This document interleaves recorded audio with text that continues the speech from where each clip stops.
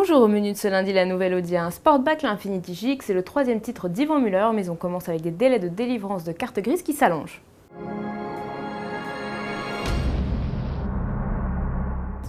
Dans son numéro 1211 en kiosque ce lundi, Autoplus revient sur les délais d'attente pour obtenir sa carte grise. Et mieux vaut s'armer de patience. Au guichet en préfecture, un délai de 30 minutes ne doit pas être dépassé pour délivrer le certificat d'immatriculation. Or, selon un rapport parlementaire, seules 44 préfectures respectent ces délais. Même problème concernant la délivrance par courrier, certaines préfectures prennent leur temps. Ainsi, si dans les Alpes-Maritimes, la carte grise arrive en moins de 6 jours au domicile du propriétaire, en Vendée, il faut parfois attendre 3 semaines. Le détail pour chaque département est à retrouver dans le numéro 1211 Autoplus, 1,90 € en kiosque. Audi a dévoilé en fin de semaine dernière la A1 Sportback. La compacte gagne ici 5 portes, mais Audi s'est appliqué à ne pas dénaturer l'esprit de l'A1.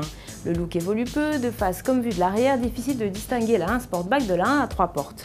Audi a aussi conservé les dimensions de la A1, la Sportback mesure 3,95 m de long pour un empattement de 2,47 m.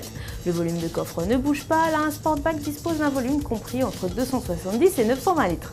Notre grande nouveauté se niche dans l'habitacle. Comme la A1, la Sportback est configurée pour 4 passagers, mais un 5e siège est disponible en option et sans surcoût.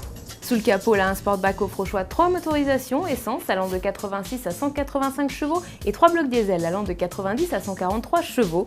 Ce dernier bloc de litre TDI est nouveau dans la gamme A1.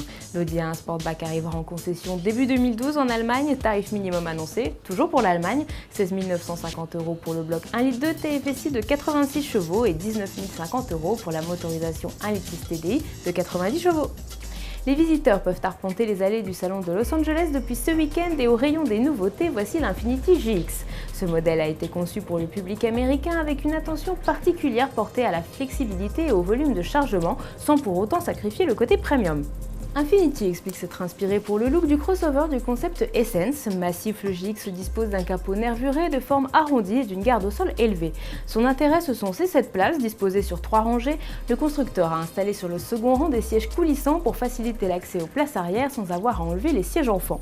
Sous le capot, le GX reçoit une motorisation V6 3,5 litres de 265 chevaux couplée à une boîte CVT.